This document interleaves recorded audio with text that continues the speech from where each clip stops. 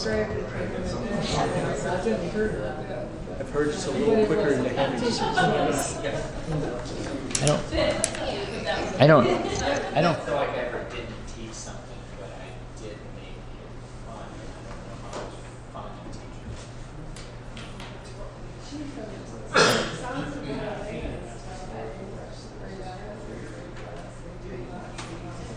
Good.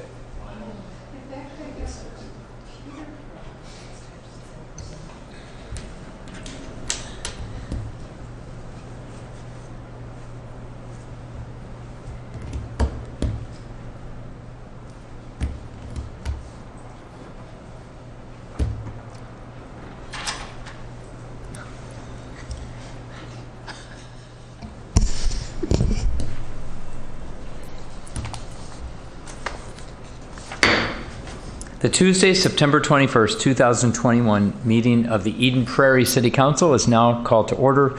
Please rise for the Pledge of Allegiance.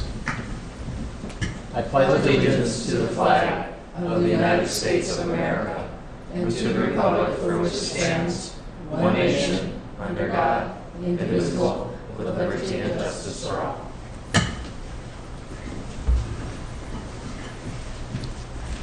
Just have a brief announcement about Open Podium invitation. Open Podium is an opportunity for Eden Prairie residents to address the City Council on issues related to Eden Prairie City government prior to each council meeting. Typically are held on the first and third Tuesday of each month from 6:30. These open forums are held from 6:30 to 6:55 here in the council chamber. If you wish to speak at Open Podium, please contact the City Manager's office at 952-949-8412 by noon of the meeting date with your name, your phone number, and subject matter so we can be better prepared for you. Open Podium is not recorded or televised. If you have questions about Open Podium, please do contact the City Manager's office. I believe we're moving right to the approval of the agenda this evening. Are there any items to add or question, I suppose, but particularly to add to the agenda this evening? Councilmember Toomey. I have a member report to add at the end, please. Okay, to 14A, then adding a council member report. I also have a brief statement, I think, to make just regarding a slew of some just retirements of some very important people that have worked for the city a long time. Wonder who that might be, Jan. I'm not sure. So, did you get that in the minutes? I'm sure. All right. So with that, with the agenda additions, is there a motion to approve the agenda? I move to approve the agenda. Is there a second? Second. All those in favor say aye. Aye. Opposed. All right. Minutes. Any parts or items or statements or edits to the council workshop minutes on the 7th, September 7th, and or the council meeting held the same night? If not, is there a motion to approve both of them? I'll move to approve the council workshop and the council meeting minutes for meetings held September 7th, 2021. Is there a second? Second. Any further discussion? All those in favor say aye. Aye. Aye. Opposed. Consent calendar. Anything on the consent calendar you wish to ask about, have a little bit more conversation on? Anything? If not, I'll entertain a motion to approve the consent calendar. Move approval of items A through D on the consent calendar. Is there a second? Second. All those in favor say aye. Aye. Aye. Opposed. Unanimous. All right. No public hearings or meetings this evening. Payment of claims. Again, any items that were listed in the payment of claims that you wish to learn more about or to question? Okay, is there a motion to approve the payment of claims?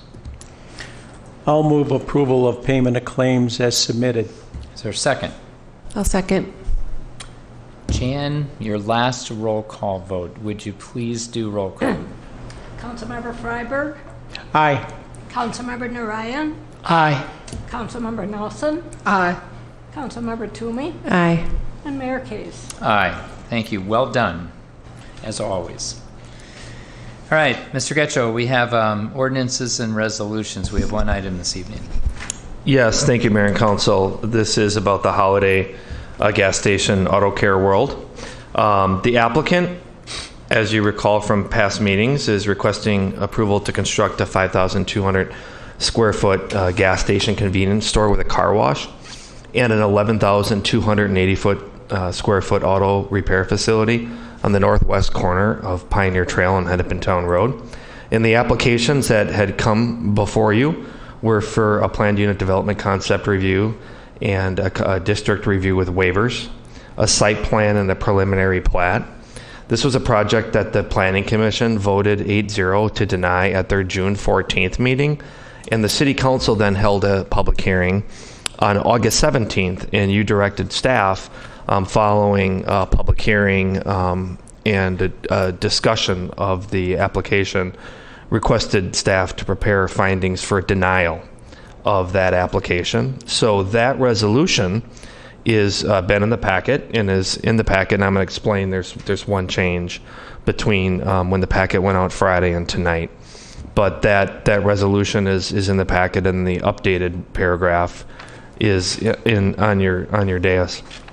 On August 26th, so just a couple updates on what's happened since your public hearing, your direction to staff, the applicant submitted a revised site plan, and the staff request was that those changes needed to go back through the full review process.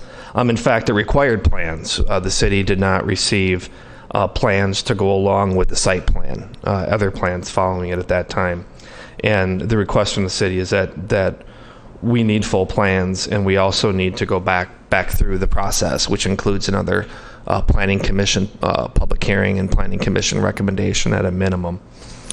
Following the publishing of our packet last Friday, the city received another letter on Friday afternoon, or another submittal on Friday afternoon with some of the plans, or several of the plans. But the city continued to say at that time, and continues to say now, that this project still needs a review by the Planning Commission, still needs the time necessary to go through their full review. So that's the updated paragraph in the goldenrod before you, is to contemplate that we had received letters and some updates and plans, but still almost all of the other findings remain the same that were in the packet for denial that were prepared for you tonight. So you've held a public hearing. There's actually been 2 public hearings held and neighborhood meetings. So the action before you is the consideration of the resolution denying the application of R.J. Ryan Construction for the planned unit development concept review, district review with waivers, site plan, and preliminary plat for the gas station convenience store and auto care world service center. So just to be clear, this is the continuation of what we had vetted, had a public hearing on August 17th, and it was council's direction to go back to have our attorney develop the findings for denial, which was our wishes at the time that we directed. And then just to be clear about one thing you said, Mr. Getchell, any of the revisions that have been submitted since, and particularly in the last week, it's the staff's and legal opinions that would constitute so much change to the project that it would need to go back through an entire process again, that we would deny this, and then revisions would then be required to take it through again with planning commission, neighborhood meetings, staff review, and then ultimately council.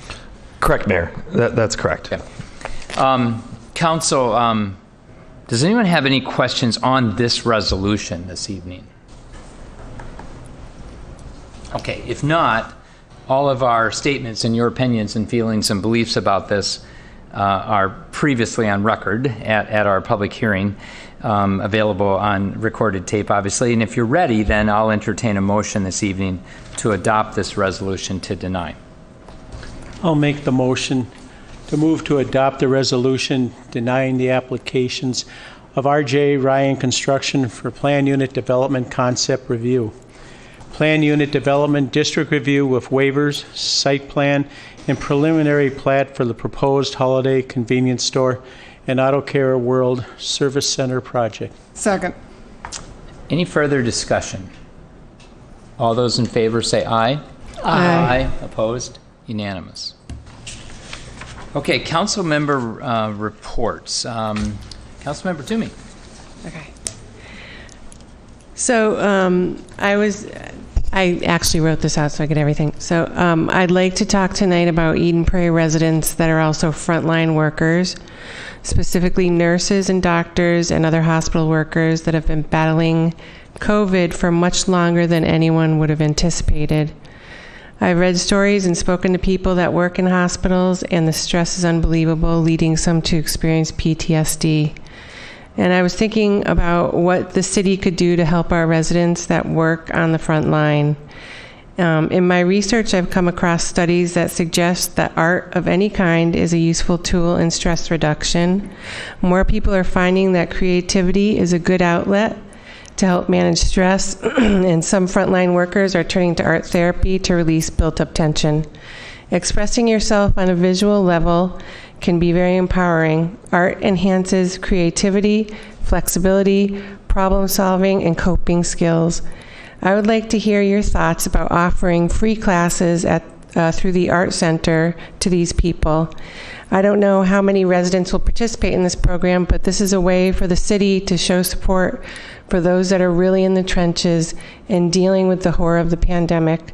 The cost will probably be relatively small, and I think it's the least we can do. So I'd like to hear your comments if you have any. Council? I think it's a good idea. Are we talking about people in hospitals, workers, or are we also doctors' offices, or how far does this go? I think to start, the people that are in the ERs and working in the well, not just ER, but on the COVID units, and anybody from, maintenance to nurses and doctors. And If council likes this idea, I think it doesn't need a motion, maybe just a direction, but maybe, here's just a thought, maybe we could direct staff to come back to our next meeting with some definition around this. So just, who are these frontline people? And I would suggest be as liberal as we feel we need to be. I'm not trying to keep it tight at all. It's just not opening up to everybody. I think we'd probably want a little bit of length of time, maybe a cadence. Are we talking about unlimited,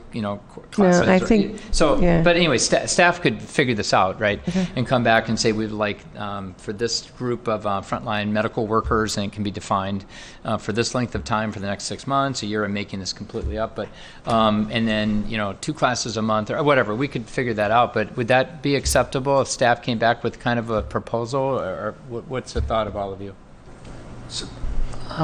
Yeah, I agree. I think it's good for staff to define who are those people are, and also how long is.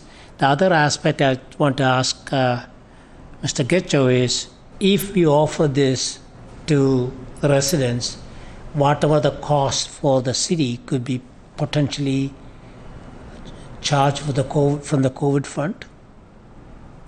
Yeah, Councilmember Ryan, I think that would be an eligible expense. It would be. So it won't be a expense from the city. We would have compensated that cost as well.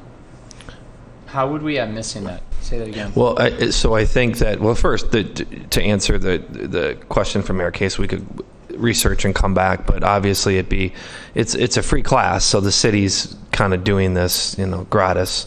But to Councilmember Narayan's point, if there's a cost that we incur that we're not charging somebody, we could offset it possibly with some of the COVID dollars we've received.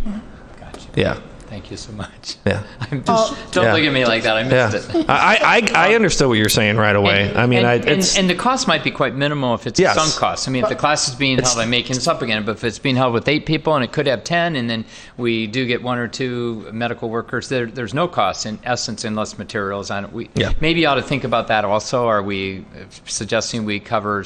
There might be a little bit of cost. I'm personally okay, depending on the proposal you bring back. I'm okay okay with the city figuring this out as a way of helping our frontline stressed medical workers. And again, make sure our legality, I think that's all okay, but I like the idea a lot of using if there are COVID dollars that would apply or something. If not, I still think it's a great idea.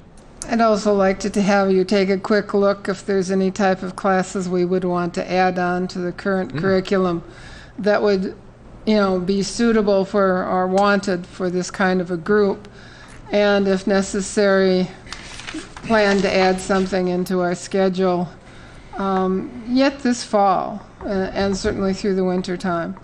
But I have no idea what might be the most desirable classes, but maybe the Art Center might have a notion, and if so, we should add those if needed. So just to add one more. That's exactly I was thinking is we should not be limited by the expense if we can apply the COVID fund to it. Like Mrs. Nelson was saying, Councilmember Nelson was saying, we could get additional classes. We can have a consultant teaching somebody else, externally teaching. So we have a little more flexibility to actually provide this service if it is applicable. Yeah, I'd say great idea. Let's let staff do a little bit of homework and bring us back what might look like a little bit of a proposal. Is that Mr. Lotthammer? I'm assuming this is falling in your domain, so does that sound acceptable? Yes, I think so. And everything that Councilmember Toomey said about the research and background and the impact of this and helpfulness of this is absolutely true and really powerful. And we'll be able to work on what does it look like, where might it fit in particular nights, how often quality instructors are out there. And there is actually a genre of art that people are trained to help with the therapy side of this. And it isn't something that's foreign to us. So over at the community center, we do things for people who have cancer survivors and others that are made in preconditions of other illnesses that help them too. And so we are behind health improvement, and this certainly is one of those things that would be beneficial to many of our residents, I'm sure. So yeah, we'll easily bring back a good proposal, and I can also follow up with Councilmember Toomey on some of the information she might have gathered as well. Great. Not to expand this beyond where Councilmember Toomey thought about it, because I like it for right now, but this almost could be a pilot that if we wanted to roll it out in the future for something else, for other potential groups in need, we might be able to put some wings on this and see where it could go. But I love the idea, and I think definitely let's run this as a pilot and see how it goes. Thanks. I did speak to an art therapist, and she was willing to host a class too. Cool. So. All right. Great idea. Okay. Back in 1980, in my second year of teaching, I was in my first year teaching fifth grade. I had moved up from the third grade to the fifth grade, which if you're a third grader, you think that's some kind of a raise in salary or something, but it's not. Nonetheless, that first year of teaching fifth grade, I had, again, phenomenal classes. I actually taught at Cahill Elementary, which was a building leased by the Eden Prairie School District. But back to back, Jan, I think, or was it 2 years apart, I had your son and your daughter. Now, you just close your ears because I'm afraid I'm going to slightly date you, but it dates me too. But I believe this child of yours I had in that second year is 50 today, which is more shocking for me probably than you, but it's all really good. At any rate, Jan has been, can we put the cameras on her for a moment? Jan has been working with the city, taking notes, not just council meetings, I believe beyond that for quite a while as well, correct? But mainly council meetings too. Since 1986, if I got the years right. I won't do the math there, but it's quite a few. And tonight is her last night. So we have been really fortunate to have you all these years, and your notes have been phenomenal. I experienced them back in the day when we literally went through every line by line in the 90s, and you almost never made a mistake, but we would, sometimes catch a spelling error. I think we don't do that as much anymore because it's all on tape. Anybody can go back and find out exactly what we said, but you were very thorough and very accurate. So I want to acknowledge your time and work and contributions to the city. And while I'm mentioning that, we just coincidentally really have had 4 employees that have contributed lots of years to the city go out, I think, in the last month, or at least announce. And I just wanted to read their names too. Janet Jeremiah, 17 years in the city. Sue Kachiver, over 20. We're not sure. I wasn't sure exactly. Kitty Porta. 25. What is it? 25, Mayor. 25. Kitty Porta, what did we decide? It was 30-something. North of 30, yep. 30. And if you add that up, well, now the 25 messed me up. I think I get to 107 years. So, I mean, I know when you do that, it's like, oh, yeah, you can get to high numbers if you add any number of years. But that's 107 years of human beings that have been giving their time and their energy and their service to the city. And the loss of that institutional expertise and memory is incredible. We have great replacements, not as good as you, Jan, but we will have great replacements coming in and filling these positions. But we just are so thankful that you all have given that much of your life to our city. And I think it says a lot for our staff and our leadership, Mr. Getchell, you and the senior leaders that you've hired. When people ask, and I get asked a lot as mayor, how's it going in Eden Prairie? What issues are there? What's it like? And my first answer is amazing city council. I think we do really well together. We differ in all kinds of political perspectives, but we agree on helping the city and serving our people. And then I always add our staff's phenomenal stability, expertise, and the fact that we can get 107 years out of 4 people really is a statement to the quality of people we're getting, but also the fact they stay here. This is a great place to work. We're the only city in the state of Minnesota, Rick, help me here, that wins help me fill it in, the award. A Top Workplace Award. Top Workplace Award. We're the only, you knew that really quickly. I knew you would, but Yeah. I should have also. But we're the only municipality that wins that. Think about 800 some cities. Am I wrong on that one too? Am I exaggerating slightly? Well, I didn't want to have to say this, Mayor, but we've won 7 times, and I think for the first time, another city also won with us. Yes. I think you know that. Yes, yeah. I do Was know that not now. Edina, Yeah, thankfully. yeah. Oh, I do was know. not Edina, was Shaska. Yeah. But we have won 7 times and no other cities. The first Anyway, 6 times it was just us. And yeah. to win those awards, you have to have your employees fill out surveys that say how much they love working here. So when the staff loves working here, that reflects well on us. When we do well and get along and support the staff, that reflects well on them. And then our residents are the ones that benefit. So, all right, all that to say, Jan, thank you so much. It's been And Jan, would you come up? How do you want to do this? Oh, am I supposed to? Am I supposed to deliver? Sure. All right. I didn't rehearse this part. Wow.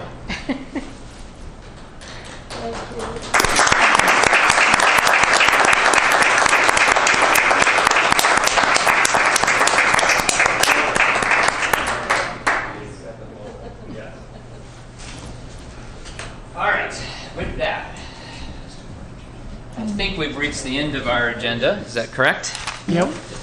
Is there anything else to come before the council this evening? Mr. Getchell, anything? No. Okay, with that, I will entertain a motion to adjourn. I move to adjourn the city council meeting tonight. Second.